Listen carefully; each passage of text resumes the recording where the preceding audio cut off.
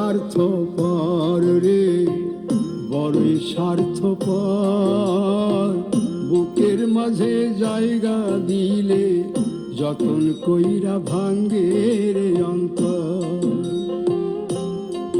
মানুষ বড়ই স্বার্থপর রে, বড়ই স্বার্থপর।